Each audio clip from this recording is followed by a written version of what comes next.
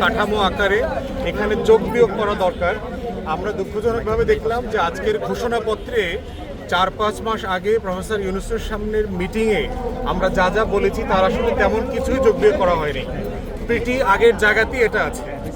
পুরো ঘোষণাপত্র শুনে এবং পড়ে মনে হয়েছে যে এখানে গণ অভ্যুত্থানের যে দরদ, ভাষার ভিতরে যে মানে 1400 শহীদের প্রতি যে আবেগটা থাকার কথা ছিল, এর পরতে পরতে বাক্যে বাক্যে প্যারাতে আমি সেই কোনো দরদ দেখি নাই। শব্দগুলো পড়ে সেটা মনে হয় নাই।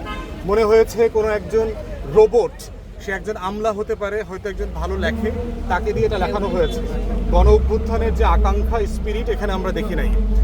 তৃতীয়ত হচ্ছে, এটা পড়ে আমার কাছে মনে হয়েছে যে আওয়ামী লীগের যে একটা মুক্তিযুদ্ধের ন্যারেটিভ আছে, যেটা শুরু হয়েছে পাকিস্তান আমলের 23 বছর থেকে, অ্যাজ ইফ আমার আজাদির, আমার লড়াইয়ের, আমার ব্রিটিশ বিরোধী আন্দোলনের শত শত বছরের যে লড়াই, জমিদারি প্রথা বাতিলের যে লড়াই, কৃষক শ্রমিক প্রজার যে লড়াই, শেরে বাংলা শেরে সোহরাওয়ার্দী ভাসানির যে লড়াই, সেই শত শত বছরের লড়াই নাই।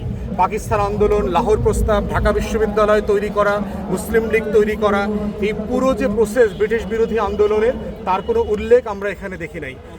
তো এই পুরো ন্যারেটিভটাকে মনে হয়েছে আওয়ামী ন্যারেটিভের সাথে যোগসূত্র করে করা হয়েছে। আর সবচেয়ে বড় কথা হচ্ছে, অনেকগুলো গুরুত্বপূর্ণ ঘটনা যেটা 24-এর সমমানের না, সেগুলোকে আবার এখানে অনেক বড় আকারে দেখানো হয়েছে। যেটা করা হয়েছে, 24কে ম্লান করে দেবার চেষ্টা করা হয়েছে। 24 যে একটা বড় ঘটনা, আপনি যখন এটা একক ইউনিট আকারে, মাইক্রো ঘটনা আকারে দিবেন, তখন যে মর্যাদা থাকবে, 10টা ঘটনার সাথে মিলায়ে দিলে মনে হবে এটা অন্য 9টা 10টার মতোই 10ম ঘটনা। এই ঘোষণাপত্রটা পড়ে আমার সেটা মনে হয়েছে। এবং সর্বশেষ যেটা আমরা দেখি নাই, সেটা হচ্ছে ঘোষণাপত্রে একটা গাইডলাইন থাকে। যেহেতু এই ঘটনাগুলো ঘটেছে, সেহেতু এই রাষ্ট্রটাকে আমরা আগামীতে কোথায় নিতে চাই, কিভাবে নিতে চাই, যেটা জুলাই সনদের মধ্যে আলোচনা আছে, এটার কোনো ইঙ্গিত এখানে দেয়া নাই।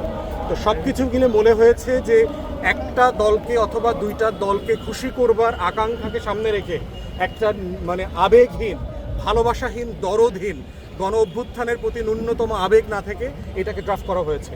তারপরও আমরা এটাকে স্বাগত জানাই। আমরা বোধ করছি এখানে যে ঘাটতিগুলো আছে সেটা সনদের মধ্য দিয়ে যেন পূরণ হয়, সেই ভাষাগুলো যেন ওখানে আসে এবং আমরা যেন সেই স্বপ্নটাকে দেখতে পাই। সবাইকে ধন্যবাদ।